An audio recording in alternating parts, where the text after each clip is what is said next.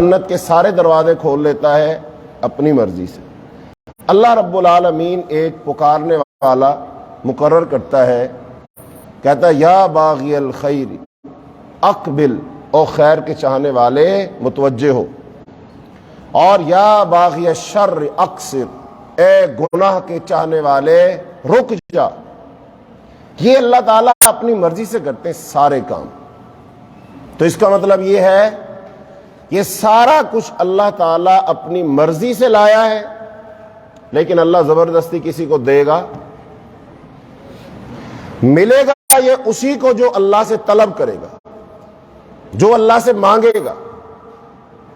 اب رمضان کے پاس سب کچھ ہے دینے کے لیے، رحمت ہے، بخشش ہے، مغفرت ہے، جنت ہے، اللہ کی رضا ہے، خوشنودی ہے۔ بتاؤ کیا چاہتے ہو؟ جو چاہیے آ اور اللہ سے مانگ، سوال کر۔ اللہ کو یہ بات پسند ہے کہ لوگ مجھ سے مانگیں، اللہ کو یہ بات پسند ہے کہ لوگ اللہ کے سامنے ہاتھ پھیلائیں، اللہ کے سامنے جھولی پھیلائیں، اللہ سے درخواست کریں۔ جیسا کہ قرآن میں شروع میں فرمایا اللہ نے سورہ فاتحہ میں، ایاک نعبد و ایاک نستعین، یہ اللہ ہم تیری ہی عبادت کرتے ہیں اور تجھ ہی سے مدد مانگتے ہیں۔ اس کا مطلب ہم مانگیں گے تو جو مانگے گا اللہ تعالیٰ اس کو عطا۔ جیسے اللہ نے فرمایا وَإِذَا سَأَلَكَ عِبَادِي أَنِّي فَإِنِّي قَرِيبٌ، میرے بندے جب بھی آپ سے سوال کرے میرے بارے میں، آپ ان کو خبر دے دو، آپ ان کو بتا دو۔ اجیب دعوت الداعی اذا دعان، جب بھی کوئی مجھے پکارنے والا پکارتا ہے میں اس کی پکار کا جواب۔ کیا بات سمجھ آئی؟ پکارنے والا پکارے گا تو اللہ جواب دے گا، پکارنا شرط ہے۔ زبردستی تو اللہ تعالیٰ اپنا دین بھی نہیں دیتا، ہدایت بھی نہیں دیتا۔ قرآن پاک میں تیسرا پارہ جہاں شروع ہوتا ہے کیا فرمایا؟ جہاں آیت الکرسی ختم ہو رہی، لا اکراہ فی الدین قد تبین الرشد من الغی، کہ دین کے اندر زبردستی نہیں۔ اللہ تعالیٰ اگر زبردستی چاہتا تو سب کو مسلمان ہی بنا دیتا، اللہ کے لیے کوئی مشکل ہے؟ نہیں، لیکن اللہ پاک نے زبردستی رکھی نہیں ہے، یہ انسان کا اپنا اختیار ہے، چاہے تو آئے چاہے تو نہ آئے، چاہے تو مانگے چاہے تو نہ مانگے، چاہے تو قبول کرے چاہے تو قبول نہ کرے۔ لہذا اللہ کس کو دے گا پھر؟ مانگنے والے کو، چاہنے والے کو، جس کے اندر طلب ہے۔ اچھا طلب کس چیز کی؟ اللہ سے بخشش کی طلب کرو گے اللہ بخش دے گا، اللہ سے رزق کی طلب کرو گے اللہ رزق دے دے گا، اللہ سے پناہ مانگو گے جہنم سے آزادی کی، اللہ جہنم سے پناہ دے دے گا، اللہ سے جو مانگو گے اللہ دے دے گا۔ لیکن میرے بھائیوں یہ بات بھی دھیان سے سن لو، ہر چیز کی ایک قیمت ہوتی ہے، ہر چیز کی ایک قیمت ہے، بغیر قیمت کے کوئی چیز نہیں ملتی، نہ دنیا میں نہ آخرت میں۔ ہر چیز کی قیمت چکانی پڑے گی آپ کو۔ جنت، بتاؤ اس کی قیمت کیا ہے؟ جنت کی جو جنت ہے نا، کیا بغیر قیمت کے ملے گی؟ نہیں، قیمت سے ملے گی۔ اب یہ سوچو جنت کی قیمت کیا ہے۔ اگر جنت کی قیمت آپ روپوں میں ڈھونڈو نا، سونے چاندی میں ڈھونڈو، نہیں لے سکتے۔ ساری دنیا اللہ کو اگر دے دو، یا اللہ مجھے ساری دنیا لے لے جنت دے دے، تو نبی صلی اللہ علیہ وسلم فرمایا موضع صوت، جنت میں کوڑا رکھنے کی جگہ 4-5 انچ جگہ خیر من الدنیا وما فیہا، دنیا وما فیہا سے بہتر ہے۔ تو اس کا مطلب ساری دنیا مل کر بھی جنت کی 1 فٹ جگہ کی قیمت نہیں بن سکتی۔ پھر کیا قیمت ہے جنت کی؟ حالانکہ اللہ نے دینی ہے اور قیمت کے ساتھ دینی ہے۔ قیمت کیا ہے میرے عزیزوں، میرے بھائیوں؟ جنت کی قیمت ہے اپنی آزادی اللہ کو دے دو۔ جنت کو کیا دے دو؟ اپنی آزادی۔ میں آزاد ہوں نا، آپ بھی آزاد ہیں، ہر کام میں آزاد ہیں، جو چاہے کھاؤ، جو چاہے پیو، جو چاہے پہنو، جو چاہے دیکھو سنو، کام کاج تارک خوشی غمی سب میں آزاد ہے۔ لیکن ایک بندہ کہتا ہے یا اللہ میں اپنی آزادی ختم کرتا ہوں، اللہ مجھ سے میری آزادی لے لے، مجھے اپنا غلام بنا لے، لیکن بدلے مجھے جنت دے دے. تو جنت کی قیمت آپ کی آزادی ہے. انسان دل کی خوشی کے ساتھ اپنی آزادی کو کس میں تبدیل کرتا ہے؟ اللہ کی غلامی میں. اسی چیز کا نام اسلام ہے. اسلام کا معنی فرما بردار ہونا، اطاعت گزار ہونا. انسان کہتا ہے یا اللہ اپنی دل کی خوشی کے ساتھ اپنی آزادی کو میں تجھے سونپتا ہوں، اللہ مجھے جنت دے دے. اور اللہ تعالیٰ پھر انسان سے خرید و فروخت کرتا ہے. کیا کرتا ہے اللہ تعالیٰ؟ خرید و فروخت کرتا ہے. قرآن پاک میں کئی مقامات میں بات آئی ہے. فرمایا ان اللہ اشترى من المؤمنین انفسهم واموالهم بان لهم الجنہ. بے شک اللہ نے خرید لیا ہے اس سے مومنوں سے. کیا؟ ان کی جان کو اور ان کے مال کو. کس کے بدلے؟ جنت کے بدلے. اللہ فرماتا وہ اپنی جان مجھے دے دو، اپنا مال مجھے دے دو، میں تمہیں جنت دے دوں گا. آؤ اللہ سے کرو سودا. ہم جنت کے طلبگار ہیں نا، سب چاہتے ہیں جنت چاہیے. اللہ بھی دینے کے لیے تیار ہے، لیکن شرط ہے جان دے اور مال دے. اور ایک اور جگہ اللہ تعالی نے ارشاد فرمایا یا ایھا الذین آمنوا هل ادلکم علی تجارۃ تنجیکم من عذاب علیم تؤمنون باللہ ورسولہ. اے ایمان والو، کیا تمہیں میں ایک ایسی تجارت نہ بتاؤں جو تمہیں دردناک عذاب سے بچا لے؟ وہ تجارت اللہ نے فرمایا. اور منافق بھی اللہ سے تجارت کرتا ہے، لیکن اللہ پاک نے فرمایا فما ربحت تجارتہم، ان کی تجارت نے انہیں فائدہ نہ دیا. لوگ اللہ سے خریداری کر کے کیا لیتے ہیں؟ وہ ہدایت دے دیتے ہیں، گمراہی خرید لیتے ہیں، رحمت بیچ لیتے ہیں، عذاب لے لیتے ہیں.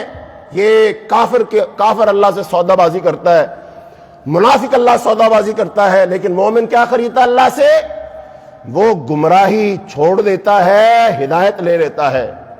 وہ عذاب چھوڑ دیتا ہے، رحمت لے لیتا ہے. یہ ایک مومن کا اللہ سے خرید و فروخت ہے. اس کا مطلب یہ ہوا اللہ پھر تجارت کر رہا اپنے بندوں سے، تو تجارت بغیر قیمت کے ہوتی ہے؟ تو آؤ، اللہ نے یہ موسم بہار لگایا ہے، سیل لگا دی اللہ نے کہ آؤ اللہ سے سستے داموں جنت خرید لو، سستے داموں بخشش خرید لو، سستے داموں رحمت خرید لو. اللہ دے دے گا. لیکن کتنے مسلمان ہیں جو اللہ کی اس شرط کو، اللہ کی اس قیمت کو ادا کرنے کے لیے تیار؟ ہم اکثر و بیشتر کیا کہتے ہیں؟ جنت ملے نہ ملے اپنی آزادی نہیں چھوڑ سکتا. جنت ملے نہ ملے میں اللہ کے حکموں کے مطابق زندگی نہیں گزار سکتا. مثال کے طور پر آپ ناراض مت ہوئیے گا، یہ مثال بار بار دی جاتی ہے، ہر کوئی دیتا ہے، لیکن یہ مثال دینا بنتی بھی ہے کہ بتاؤ اللہ تعالی ہم سے کہتا ہے کہ بھی یہ تیرا جسم کس کا دیا ہوا ہے؟ اللہ کا. بتا اس اپنے جسم پر کس کا حکم نافذ کرے گا تو؟ ذاتیں دو ہیں، ایک شیطان ہے، ایک رحمان ہے. شیطان کہتا ہے بندے اپنے بدن پر، جسم پر، سوچ پر، فکر پر میرا حکم چلا، میں تجھے دوں گا. شیطان کے پاس بھی دینے کے لیے بہت کچھ ہے. حدیث پاک میں آتا ہے نا، نبی صلی اللہ علیہ وسلم نے خط کھینچا، خط کھینچ کر اس کے دائیں بائیں اور لکیریں کھینچی، اور پھر فرمایا وَأَنَّ هَذَا صِرَاطِي مُسْتَقِيمًا فَاتَّبِعُوهُ وَلَا تَتَّبِعُوا السُّبُلَ. فرمایا یہ میرا سیدھا راستہ ہے. اور یہ اللہ کس نے فرمایا میرا راستہ ہے؟ اللہ نے فرمایا کہ یہ میرا راستہ ہے. اس کا مطلب اللہ کا راستہ ہے. اور نبی صلی اللہ علیہ وسلم نے فرمایا یہ جو دائیں بائیں رستے ہیں نا، عَلَىٰ كُلِّ وَاحِدٍ مِّنْهَا شَيْطَانٌ يَدْعُوهُ إِلَيْهِ. یہ جو دائیں بائیں رستے ہیں نا، ان پہ ہر ایک پر شیطان بیٹھا ہے اور اپنی طرف بلاتا ہے. تو شیطان کے رستے بڑے مزین ہیں، بڑے خوبصورت ہیں، بڑی سرسبزی ہے، بڑی وہاں پر آپ کو وہ پھول اور کلیاں نظر آئیں گی، وہاں پر زندگی کی بشاشت اور حرارت نظر آئے گی آپ کو. اور صراط مستقیم پر کیا ہے؟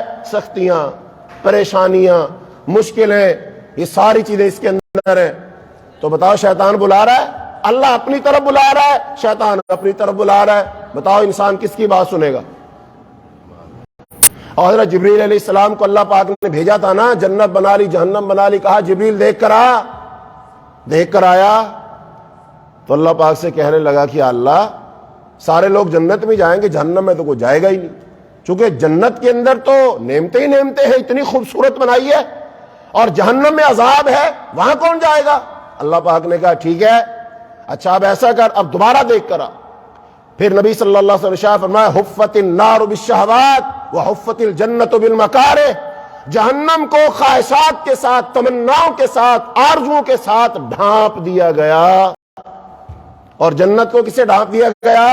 مشکلات سے، پریشانیوں سے، تکلیفوں سے، ہر چیز میں حلال حرام جائز ناجائز، یہ کرو یہ مت کرو، یہ پابندیاں لگا دی گئی ہیں، اور اس دنیا میں ان کے مطابق جینا، سفر کرنا بہت مشکل ہے، سچ بولنا بہت مشکل ہے، سچ کا ساتھ دینا بہت مشکل ہے، جھوٹوں کی بڑی بلے بلے ہوتی ہے، بے ایمان کو بڑی عزت دی جاتی ہے، جو مکار چالاک ہو اس کو سیاںا سمجھدار کہا جاتا ہے کہ یہ بندہ کامیاب ہے، یہ جہاں جاتا ہے ویسا ہی ہو جاتا ہے، جیسا دیس ویسا بھیس، یہ نیکوں میں نیک بن جاتا ہے، بد میں بد بن جاتا ہے، مسجد میں نماز بھی پڑھ لیتا ہے، وہاں جا کر گانا بھی گا لیتا ہے، ناچ بھی لیتا ہے، یہ تو جیسا دیس ویسا بھیس، کہتے ہیں یہ بڑا تیز آدمی ہے۔ اور میرے بھائیوں، یہ تیز نہیں ہے، یہ نادان ہے، یہ ناسمجھ ہے، یہ دوغلا ہے، یہ منافق ہے، یہ دو رنگا ہے، اللہ کو ایسا بندہ پسند نہیں آتا۔ ہم اس کو عقل مند سمجھدار کہہ رہے، کیوں کہہ رہے ہو؟ مت ماری گئی ہماری۔ مومن ہمیشہ یک رنگا ہوتا ہے، یک زبان ہوتا ہے، اس کے دو چہرے نہیں ہوتے، وہ دوغلا نہیں ہوتا، اس کا پکا رنگ ہوتا ہے، ہر جگہ ایک ہی رنگ ہوتا ہے، وہ دو رنگا ہوتا ہی نہیں ہے۔ وہ کہیں بھی ہے وہاں اچھا ہے، صحیح بات کرے گا، حق بات کرے گا، سچ بات کرے گا۔ اللہ نے فرمایا نہیں صبغۃ اللہ ومن احسن من اللہ صبغہ، اللہ کا رنگ، کون ہے جس کا رنگ اللہ کے رنگ سے اچھا ہو؟ تو بتاؤ مومن پر کس کا رنگ چڑھا ہوتا ہے؟ اللہ کا رنگ چڑھا ہوتا ہے۔ تو کیا اللہ کا رنگ اتنا کچا ہے کہ ان کی محفل میں جا کے بدل جائے؟ مومن رنگ نہیں بدلتا، اور رنگ تو کیڑو بدلتا ہے، منافق بدلتا ہے، اس کے چہرے مختلف ہوتے ہیں، اس کے چہرے پہ نقاب مختلف ہوتے ہیں، جہاں جاتا ہے ویسا ہی نقاب چڑھا لیتا ہے۔ مومن کا چہرہ ایک ہوتا ہے، ہر جگہ اسی چہرے کے ساتھ جاتا ہوں۔ ہم کہتے ہیں نہیں یہ بندہ سمجھدار نہیں، بھائی یہ سمجھدار نہیں ہے۔ تو اللہ کے لیے یک رنگے ہو جاؤ تو مومن بنو، یہ قیمت دینی پڑے گی آپ کو۔ پھر اللہ تعالیٰ کے لیے جب تم یہ قیمتیں دے دو گے، پھر اللہ تمہیں کیا دے گا؟ تم نے قیمت چکا دی ہے، اب اللہ سے جو چاہے لے لو۔ اللہ خوش ہوتا ہے، اللہ راضی ہوتا ہے۔ فرمایا نبی صلی اللہ علیہ وسلم نے، حدیث قدسی ہے کہ جب بندہ اللہ کی طرف ایک قدم چلتا ہے، اللہ دو قدم چلتا ہے۔ اب بندہ ایک بالش چلتا ہے، اللہ دو بالش چلتا ہے۔ بندہ ایک ہاتھ کے برابر چلتا ہے، اللہ ایک بازو کے برابر چلتا ہے۔ بندہ ایک بازو کے برابر، اللہ دو کے برابر۔ بندہ چل کر جاتا ہے، اللہ دوڑ کے آتا ہے۔ اچھا یہ بتاؤ، کوئی بندہ کھڑا ہوا چلے ہی نہ، اللہ اس کی طرف دوڑ کے آئے گا؟ چلنا شرط ہے، چلنا پڑے گا۔ تو میرے بھائیوں، جو یہ ساری چیزیں نا، رحمتیں، بخششیں، مغفرتیں، جنت، حوض کوثر کا جام، اللہ کے عرش کا سایہ، نبی صلی اللہ علیہ وسلم کے ساتھ، اس کے لیے قیمت دینی، اور اس قیمت کا نام پتہ کیا ہے؟ اس کا نام تقوی ہے۔ اس کا نام کیا ہے؟ تقوی ہے۔ بات یہاں سے سائڈ میں چلی گئی۔ داڑھی کا ہم بار بار کہتے ہیں جسم پر کس کا رنگ چڑھنا چاہیے؟ یہ جو داڑھی ہے نا، اس کو آپ ایک مثال سے سمجھو۔ یہ داڑھی اگر آپ رکھ لیتے ہیں نا، یہ آپ کی پہلی فتح ہے۔ یہ کیا ہے؟ یہ پہلی فتح ہے۔ کوئی نمازی ہے لیکن شکست کھاتا، وہ اللہ کا رنگ نہیں چڑھا سکتا۔ وہ کیوں نہیں چڑھاتا؟ ڈر کس چیز کا ہے؟ خوف کس چیز کا ہے؟ اور تیرے اللہ کے حکم، نبی صلی اللہ علیہ وسلم کے طریقے کے مقابلہ میں تیری خواہش آ کر کھڑی ہو گئی ہے۔ مقابلہ خواہش کا اور نبی صلی اللہ علیہ وسلم کے اسوہ کا، سنت کا، طریقہ کا، بتا کون ہارے گا؟ کون ہارے گا؟ خواہش ہارے گی کہ سنت ہارے گی؟ ہاں؟ خواہش ہارے گی؟ نہیں بھائی، معاشرے میں سنت ہارتی ہے۔ کیا ہارتی ہے؟ سنت ہارتی ہے، خواہش جیتتی ہے۔ بتاؤ کیا جیتے گا؟ یہیں بیٹھے ہم، یہیں سے مثال لے لیں گے، زمان بھائی بیٹھے ہوئے ہیں، اور بھی بیٹھے ہوئے ہیں۔ مثال لے لیں گے. ہاں جی, سنت جیتے گی کہ خواہش جیتے گی؟ خواہش جیتتی. اب بتا تو سنت کے ساتھ ہے خواہش کے ساتھ ہے؟ خواہش کے ساتھ شیطان ہے, سنت کے ساتھ مسلمان تھا. لیکن مسلمان سنت کو چھوڑ کر کس کے ساتھ مل گیا؟ شیطان کے ساتھ. اب شیطان اور یہ مسلمان کس کے خواہش کے ساتھ کڑے؟ سنت کے خلاف ہے. محاذ تو بنا لیے سنت کے خلاف. اس بات کو ہنسی مذاق میں مت لو, حقیقت میں سمجھو اس بات کو. آج سنت تنہا ہے, آج قرآن تنہا ہے, آج حدیث تنہا ہے, آج اسلام جو نظام حیات تھا وہ تنہا ہے. اس اسلام کے نظام کے مقابلہ میں کفر نے ایک نہیں درجن بھر نظام بنا کر کھڑے کر دیے ہیں, اور ان سارے نظاموں نے مل کر بظاہر اسلام کو دبایا ہوا ہے. بتا دو مجھے کہاں اسلام؟ اپنے پورے اصول و ضوابط, قوانین, حدود کے ساتھ اسلام کہاں نافذ ہے دنیا میں؟ یہ زمین کس کی ہے؟ اللہ کی ہے نا. تو اللہ کی زمین کا حق کیا ہے؟ کس کا نظام چلے؟ کس کا چل رہا ہے؟ کس کا چل رہا ہے؟ شیطان کا, شیطان کے پجاریوں حواریوں کا, کفار کا, یہود و نصارہ کا. بتائیے زمین کو یہ حق کون دلوائے گا؟ اللہ چاہے تو ایک منٹ میں پلٹ کے رکھ دے. کیا عاد و سمود کو ہلاک نہیں کیا اللہ نے؟ کیا قوم نوح کو ہلاک نہیں کیا اللہ نے؟ بڑی بڑی زبردست طاقتوں کو ہلاک نہیں کیا اللہ نے؟ اللہ نے فرعون کو غرق نہیں کیا؟ اللہ جو چاہے کر سکتا ہے. یہ اللہ کا امتحان نہیں ہے, یہ اللہ کا مقابلہ نہیں ہے, یہ مسلمان کا مقابلہ, مسلمان کا امتحان ہے. اللہ کے کوئی مشکل نہیں. بتائیں مسلمان کیا رول ادا کر رہا ہے؟ دیکھو میرے بھائیو, انفرادی طور پر آپ اپنے گھر میں خوش ہیں, میں اپنے گھر میں خوش ہوں. اچھی افطاریاں کر رہے ہیں, سحریاں کر رہے ہیں. عید آ رہی ہے, ہر بندہ اپنی حیثیت کے مطابق اپنے بچوں کے لیے خریداری کر رہا ہے, عید کی خوشیاں لا رہا ہے. یہ تو ہوگا انفرادی مسئلہ سب کا. اسلام کا بتاؤ کون خیر خواہ ہے؟ اسلام کے لیے کیا کر رہے ہیں ہم؟ کھانا پینا اپنی ذات کا ہے, گھر چلانا اپنی ذات کا مسئلہ ہے. اسلام کے لیے کون سوچ رہا ہے؟ اسلام کی فکر کون کر رہا ہے؟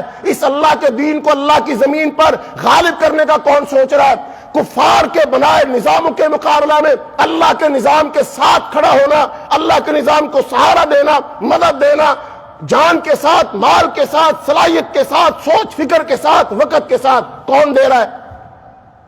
یہ سوال کفار سے نہیں ہے, یہ یہودیوں عیسائیوں سے نہیں ہے, یہ ہندوؤں سے نہیں ہے, یہ ہر شخص سے ہے جو کلمہ پڑھتا ہے لا الہ الا اللہ محمد الرسول اللہ. یہ سوال ہر اس بندے سے ہے جس نے قبر میں جواب دینا ہے, ما دینوں کا, تیرا دین کیا ہے؟ کیا جواب دیں گے ہم؟ دینی الاسلام, میرا دین کیا ہے؟ اسلام ہے. تو وہ جو تیرا دین اسلام ہے دنیا میں آج رسوا ہے, آؤ اس کی مدد کر.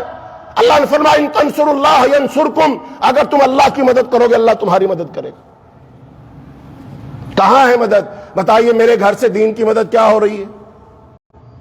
اور میرے بھائیوں, مسجدوں میں افطاریاں کروا دینا, کھانے کھلا دینا, غریب یتیم کو تھوڑا چندہ دے دینا, یہ بالکل نیکی ہے, صحیح ہے, لیکن یہ بہت چھوٹا کام ہے. اسلام کو اس سے زیادہ کی ڈیمانڈ ہے اس وقت. تو اس لیے میرے بھائیوں بات دور چلی گئی. چاہتے ہو اللہ پاک ہمیں دے, رحمت دے, بخشش دے, جنت دے, تو کم از کم اپنے چہرے, اپنے جسم پر تو اللہ کا حکم نافذ کر لو. اگلے زمانوں میں فتوحات ہوتی تھی نا. مثلا ایک قلعہ ہے, خیبر کا قلعہ تھا, پہلے کس کے پاس تھا؟ یہودیوں کے پاس.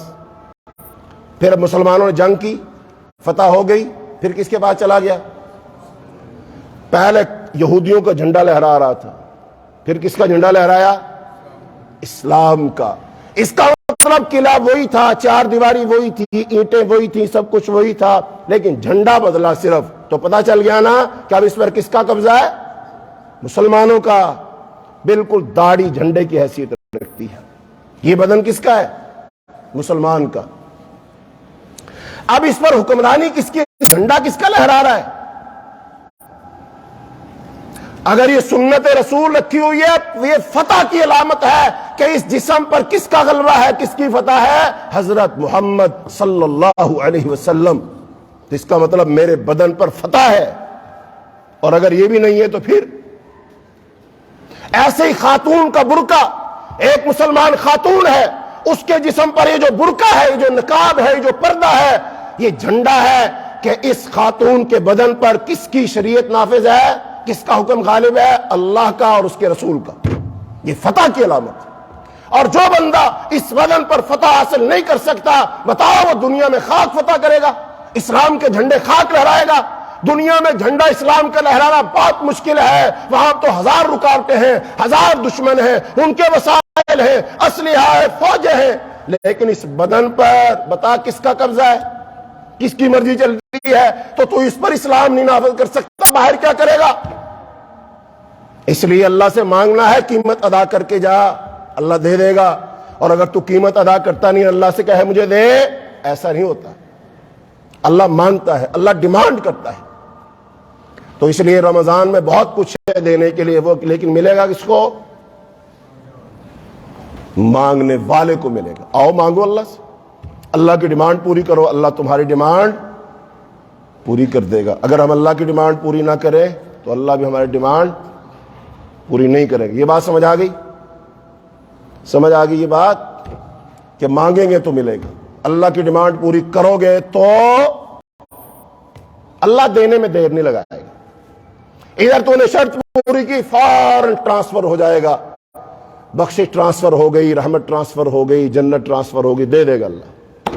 اللہ ذرا تاخیر نہیں کرتا، اللہ اپنے وعدے میں سب سے سچا ہے۔ لیکن تو بھی تو کر، قدم تو اٹھا۔ تو میرے بھائیوں، پچھلے درس میں نا ہم نے یہ بات بیان کی تھی، تقویٰ کا معنی مفہوم کیا ہے، تقویٰ کا معنی مفہوم کیا ہے۔ تو آج اگر ہم تقویٰ اپنے اندر پیدا کر لیں، جو کہ ایک انتہائی مشکل کام، اتنا آسان نہیں ہے، بہت مشکل کام، جبر کرنا، اپنے آپ سے لڑنا، اپنی میں کو مارنا ہے، انا کو مارنا ہے، اندر سے اپنے آپ کو چینج کرنا ہے، اپنی خواہشات کو چینج کرنا ہے، اپنی زندگی کا روڈ میپ آپ نے چینج کرنا ہے، دوستیاں دشمنیاں چینج کرنی ہے، کام کاج کاروبار چینج کرنے، لائف سٹائل آپ کو چینج کرنا ہے، سونے جاگنے کے آپ کے اوقات چینج کرنے ہیں، سب کچھ چینج کرنا پڑے گا، تب جا کے تقویٰ پیدا ہوگا۔ کہتے ہیں نا، ہزاروں سال نرگس اپنی بے نوری پہ روتی ہے، بڑی مشکل سے ہوتا ہے چمن میں دیدہ ور پیدا۔ یہ دیدہ ور پیدا بڑی مشکل سے ہونا ہے، اور جب تم نے پیدا کر لیا، اللہ کی طرف سے کوئی دیر نہیں۔ اقبال نے اللہ کی طرف سے کہا تھا، ہم تو مائل بکرم ہے، کوئی سائل ہی نہیں، راہ دکھلائیں کسے، کوئی راہ روے منزل ہی نہیں، تربیت عام تو ہے، جوہر کابر ہی نہیں، جس سے ہو تعمیر آدم کی، یہ وہ گل ہی نہیں، کوئی قابل ہو تو ہم شان کئی دیتے ہیں، اور ڈھونڈنے والے کو دنیا بھی نہیں دیتے۔ ڈھونڈنے والے کو اللہ دنیا بھی نہیں دیتا ہے۔ اللہ کے پاس کوئی کمی نہیں ہے، شرط یہ ہے کہ ڈھونڈو، شرط یہ ہے کہ طلب کرو، شرط ہے کہ اللہ سے مانگو، شرط ہے کہ قیمت چکاؤ، شرط ہے کہ اپنے آپ کو بدلو، اللہ تعالیٰ سب کچھ عطا کر دے گا۔ ماضی میں اس نے بہت عطا کیا ہے اور آج تک عطا کر رہا ہے۔ یہ جو میں بول رہا ہوں، کس کے حکم اور اذن سے بول رہا ہوں؟ اللہ کی مرضی کے بغیر میں بول نہیں سکتا، آپ بیٹھ نہیں سکتے، مسجد میں آ نہیں سکتے، ہر چیز پہ اللہ کا حکم ہے۔ اس کا مطلب اللہ کی رحمت کی نہریں تو بہہ رہی ہیں، دریا تو بہہ رہے ہیں، ہم ہی غافل ہیں جو اس کی طرف توجہ نہیں کر رہے، ہم اس کی قیمت ادا نہیں کر رہے، جو کچھ ہمیں لینا چاہیے وہ ہم نہیں لے رہے۔ اس لیے تقویٰ کی برکات بہت زیادہ ہیں۔ پہلی برکت، اگر تقویٰ پیدا ہو جائے، اللہ پاک فرماتے ہیں اللہ آپ کو اپنا دوست بنا لے گا۔ کس کی دوستی کی آفر ہے؟ فیس بک پہ ریکویسٹ بھیجتے ہیں، کیا؟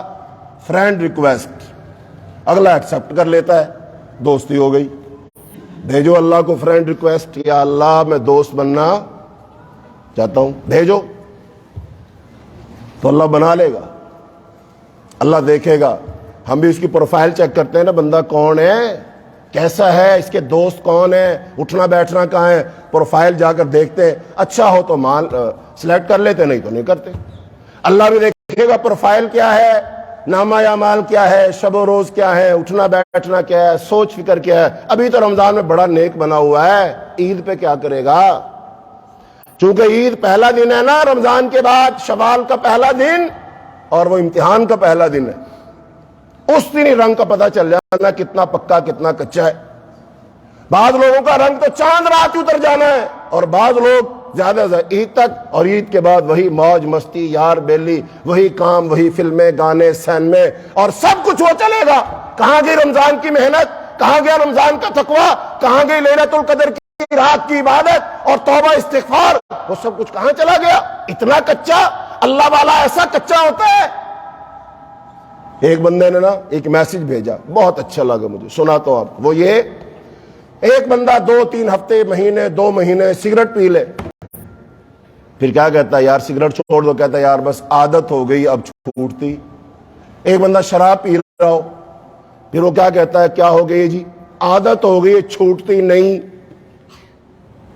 اچھا، رمضان میں پورا رمضان نماز پڑھتے ہیں؟ ذرا رمضان کے بعد یہ کہہ کے دکھاؤ کہ نماز کی عادت ہو گئی اب چھوٹتی۔ یہ کیوں نہیں کہتے ہم؟ عادت ہوئی نہیں، چونکہ نماز سے لگاؤ نہیں ہوا، نماز کی لذت نہیں ملی، نماز کا چسکا نہیں آیا، نماز کا سکون نہیں ملا ہمیں۔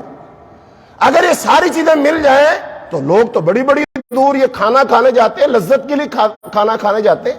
مثلا مچھلی تو آپ کو اس بازار میں مل جاتی، گھر لا کے پکا سکتے ہیں، لیکن قصور لوگ کیوں جاتے ہیں مچھلی کھانے؟ وہ کیا کھانے جاتے ہیں؟ مچھلی کھانے نہیں جاتے، ذائقہ کھانے جاتے ہیں۔ قصوری فلودہ یہاں مل جائے گا، لوگ وہاں جاتے ہیں بھاگ کے، کیوں؟ کہتے ہیں وہاں کا اچھا ہوتا ہے۔ لوگ فالودہ کھانے نہیں جاتے، ذائقہ کھانے جاتے ہیں۔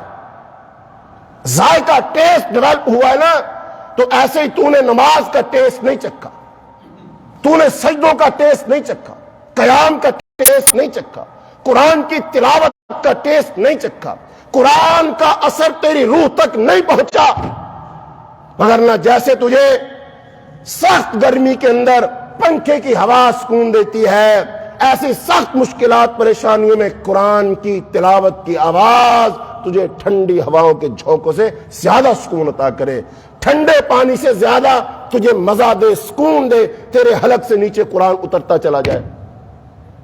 یہ ٹیسٹ ڈیولپ نہیں ہوا، ہم کرو اپنے اندر۔ اور اسی چیز کا امتحان ہے، عید کا دن اصل میں تمہارا اور شیطان کے مقابلے کا دن ہے۔ کھاڑا لگے گا، میدان سجے گا، ادھر سے شیطان آئے گا، ادھر سے تم اپنی نمازیں، روزے، حج، زکوٰۃ، تقوی، طہارت، معافی، توبہ، استغفار لے کر جاؤ گے، کہے گا لا کر میرا مقابلہ، پہلے جھٹکے میں تمہیں کنڈ لگا کے وہ جائے گا، ہار جاؤ گے۔ مضبوط ہو جاؤ۔ شیطان وسوسہ اندازی کرے، مزین کرے، خواہشات دلائے، یار دوست بلائے، پارٹی محفل میں بلائے، صاف انکار کر کے بھائی میں نہیں جا سکتا، میں اللہ سے ڈرتا ہوں، میں نے روزے رکھے، میرا ثواب ضائع ہو جائے گا، رنگ اتر جائے گا، میں نے اللہ سے وعدہ کیا تھا، میں نہیں جا سکتا۔ تم کہتے ہو تم اپنی وجہ سے مجبور ہو، میں اللہ کی وجہ سے مجبور ہوں، نہیں جا سکتا میں۔ مزہ آ جائے، اللہ بھی کہے بندہ قول قرار کا پکا آدمی ہے، اس نے وعدہ پورا کیا ہے۔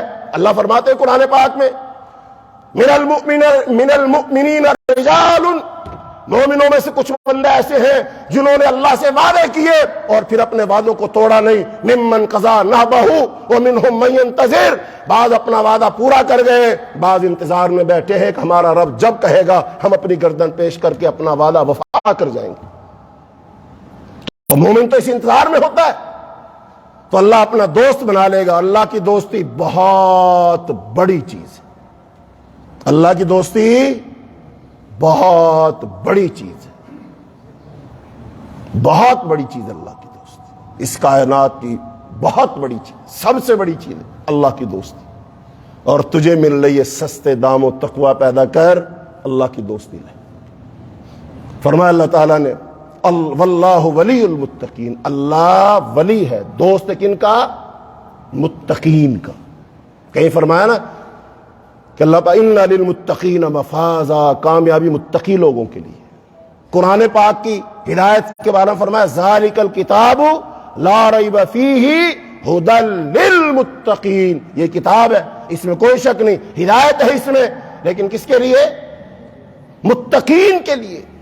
تو پھر بھائیو قرآن سے ہدایت بھی متقی لے گا، اللہ کی دوستی بھی متقی لے گا، جنت میں بھی متقی جائے گا، کامیاب بھی متقی بنے گا۔ تو تقوی پیدا کر، اسی لیے رمضان آیا ہے، 1 پوائنٹ ایجنڈا ہے رمضان کا کہ تقوی پیدا کر، بس۔ یہ تہجد، یہ تراویح، یہ تلاوت، یہ سحری، یہ افطاری، یہ کھانے پینے کی پابندی، ان سب کا ایک مقصد ہے، ایک پوائنٹ، 1 پوائنٹ ایجنڈا، کیا؟ تقوی پیدا کرنا۔ زیادہ ڈیمانڈز نہیں کہ اللہ نے سے۔ پھر آگے فرمایا الا ان اولیاء اللہ لا خوف علیہم ولا هم يحزنون، پھر جو اللہ کے ولی ہیں نہ ان پر کوئی خوف ہے نہ ان پر کوئی غم ہے۔ تم اللہ کے ولی بنو، اللہ ہر قسم کا خوف، ہر قسم کا غم اس سے نجات دے دے گا۔ بتاؤ کتنے ہمیں غم ہے آج، کتنے خوف ہے، کتنے اندیشے گھرے ہوئے نا ان کے اندر ہم۔ تو یہ خوف اور غم کون دور کرے گا؟ اللہ دور کرے گا۔ اس کے علاوہ ہم اپنی محنت سے، کوشش سے، کاوش سے نہیں کر سکتے۔ کیوں بھلا؟ اس لیے کہ ہمارے اعمال کا تو یہ نتیجہ ہے، ہمارے کرتوتوں کا تو یہ نتیجہ ہے۔ لہذا وہ گناہ چھوڑ، گناہ چھوڑنے کا نام تقوی ہے۔ تو ادھر گناہ چھوڑے گا، اللہ تعالیٰ فیصلے بدل لے گا۔ اور زمین پر جب فیصلے ہوتے ہیں کہاں سے آتے ہیں؟ لیلۃ القدر خیر من الف شہر تنزل الملائکۃ والروح فیہا باذن ربہم من کل امر، ہر چیز کا امر لے کر فرشتے نازل ہوتے ہیں۔ کہاں سے؟ آسمان سے۔ کون بھیجتا ہے فرشتے؟ اللہ بھیجتا ہے۔ پھر ان اللہ کے حکموں کے مطابق زمین پر فیصلے ہوتے ہیں۔ ہمارے گناہ جیسے زمین سے ہمارے اعمال اوپر چڑھتے ہیں، ویسے آسمان سے فیصلے آ جاتے۔ تو ذرا توبہ کرو، فرشتے لکھیں گے اللہ اس بندے نے توبہ کر لی، معافی مانگ لی، گناہ چھوڑ دیے، ارادے بدل دی، تقوی پیدا کر لیا۔ یہ فرشتے لے کر اوپر جائیں گے، اللہ کے حضور نامہ اعمال پیش ہوگا، اللہ ہمارے گناہ معاف کر کے آسمان سے فیصلے بدل لے گا۔ صاف سا حل نہیں، اس میں کون سی منطق ہے؟ تو فرمایا اللہ تعالیٰ نے کہ اللہ کے دوستوں پر کوئی غم، کوئی خوف نہیں ہوگا۔ اس لیے میرے بھائیوں، اللہ تعالیٰ متقی لوگوں سے محبت کرتا ہے۔ اللہ کی محبت چاہیے تو کیا پیدا کر؟ تو گورا ہے کالا ہے، عربی ہے اجمی ہے، امیر ہے غریب ہے، تیرے کپڑے نئے ہیں کہ پرانے، تو چھوٹے گھر میں رہتا کہ بڑے گھر، کوئی پرواہ نہیں۔ یہ سٹیٹس اللہ کو نہیں چاہیے۔ اللہ کو کیا چیز چاہیے؟ تقوی چاہیے۔ تیرے اندر تقوی ہے تو سونے کا اللہ کے تو کامیاب ہے، اللہ تجھے اپنا بنا لے گا، اللہ تجھ سے محبت کرے گا۔ قرآن کہتا ہے ان اللہ یحب المتقین، اللہ متقی لوگوں سے محبت کرتا ہے۔ اللہ متقی لوگوں سے محبت کرتا ہے۔ کیوں محبت کرتا ہے؟ اس لیے کہ جو متقی ہوتا ہے نا، وہ گناہ چھوڑنے کا عہد کر چکا ہے، سرکشی نہیں کرتا۔ اب یہ بتاؤ، ایک بندہ آپ کو پتا ہو اس نے آپ کو مارنے کے لیے وہ بندوق چھپا رکھی ہے، پسٹل چھپا رکھا ہے، اور آپ سے آگے کہتا ہے میں آپ کی بڑی رسپیکٹ کرتا ہوں، بڑی عزت کرتا ہوں، لیکن آپ کو آپ کے کیمرہ مین نے جو گیٹ پہ بیٹھا ہے دیکھ کر بتا دیا کہ اس بندے کے پاس پسٹل ہے یا آپ کو مارنے کے لیے ہے۔ اب وہ منہ سے بڑی تعریفیں کر رہا ہے، آپ اس کی زبان کا اعتبار کریں گے؟ کریں گے اعتبار؟ بلکہ آپ اس کی جو ایکٹنگ ہے نا اس سے محظوظ ہوں گے کہ یار یہ کیسا بندہ ہے، آیا مجھے مارنے، بندوق اس کے پاس ہے، اور یہ مجھے کیا خواب دکھا رہا ہے، میں عزت کرتا ہوں، رسپیکٹ کرتا ہوں، آپ تو بڑے ہیں، بھائی ہیں، ہم تو نوکر ہیں، آپ کے غلام ہیں، فلاں فلاں فلاں، اور اس کے پاس بندوق ہے اور یہ مجھے مارنے آیا۔ آپ اس کی زبان کا اعتبار کریں گے؟ ایسے ہم اللہ سے کیا کہتے ہیں؟ اللہ میں تیرا بندہ ہوں، میں تیرا نوکر ہوں، میں غلام ہوں، یا اللہ تو مجھے بخش دے، اللہ تو مجھے معاف کر دے، اور دل میں بغاوت اور سرکشی ہے کہ نہیں؟ اور عید کا پلان ہے کہ نہیں ہے؟ تو بتاؤ اللہ تمہاری زبان کے اعتبار کرے کہ دل کا؟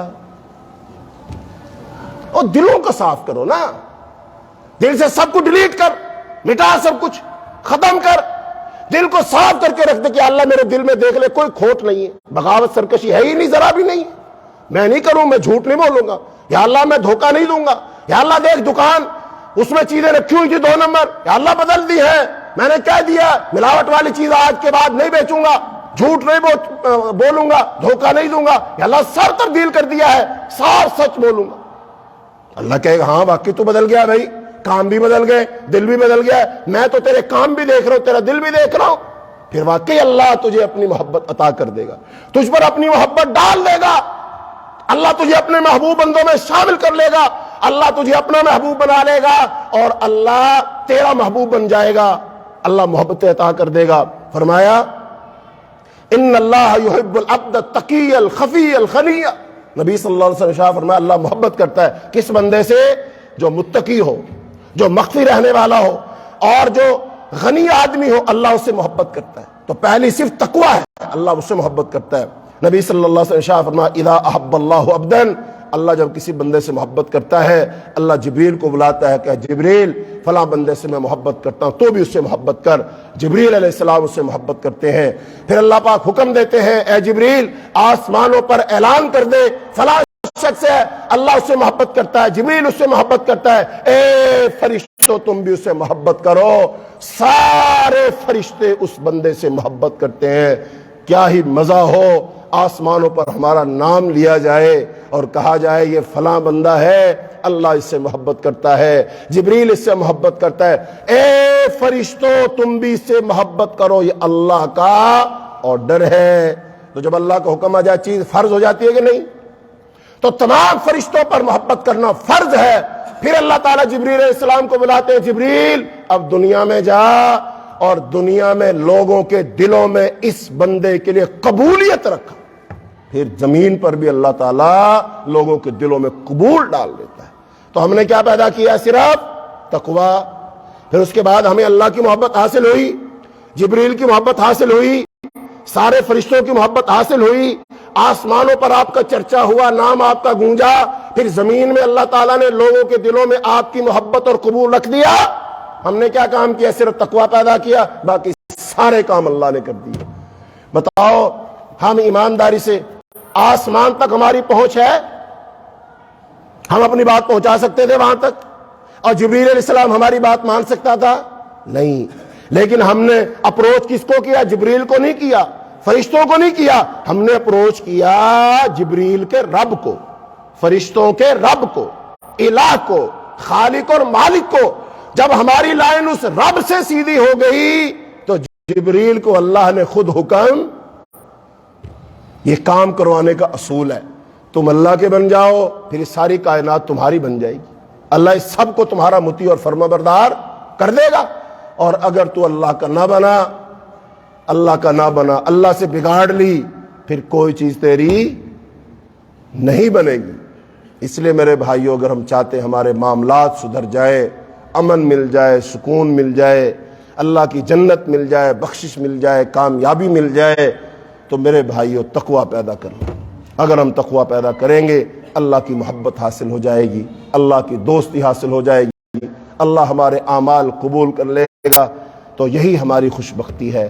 لہذا خلاصتاً بات کو پھر دہراتے ہیں کہ اللہ تعالیٰ اس آدمی کو دیتا ہے جو اللہ سے مانگتا ہے، جو اللہ کے سامنے جھولی پھیلاتا ہے، بغیر مانگے نہیں دیتا ہے۔ لہذا رمضان ہمارے لیے بخشش، رحمت، مغفرت سب کچھ لایا ہے، لیکن دے گا کس کو؟ جو مانگے گا۔ طلب پیدا کرو، مانگو اللہ سے، اپنا آپ اللہ کے سامنے پیش کر دو کہ اللہ میں آ گیا ہوں، جتنے جوگا تھا میں آ گیا ہوں، اللہ تو مجھے قبول کر لے، اللہ میرے دل کو قبول کر لے، اللہ مجھے توفیق دے دے، اللہ تو مجھے توفیق دے دے پاک صاف ہونے کی، بس تم اتنا کرو، اللہ سب کچھ عطا فرما دے۔ اللہم انا نسألک الجنت الفردوس، اللہم انا نسألک الجنت الفردوس، اللہم انا نسألک الجنت الفردوس، اللہم انا نعوذ بک من عذاب النار، اللہم انا نعوذ بک من عذاب جہنم، اللہم انا نعوذ بک من عذاب جہنم، اللہم اشف مرضانا ومرضى المسلمین، اللہم اقض حاجاتنا وحاجات المسلمین، اللہم انا نسألک الہدى والتقى والعفاف والغنى، اللہم وفقنا لما تحب وترضى، اللہم وفقنا لما تحب وترضى، اللہم اهدنا فيمن هديت وعافنا فيمن عافيت وتولنا فيمن توليت وبارك لنا فيما أعطيت وقنا شر ما قضيت فإنك تقضي ولا يقضى عليك إنه لا يذل من واليت ولا يعز من عاديت تباركت ربنا وتعاليت سبحانك اللهم وبحمدك أشهد أن لا إله إلا أنت أستغفرك وأتوب إليك۔ السلام عليكم ورحمة الله وبركاته۔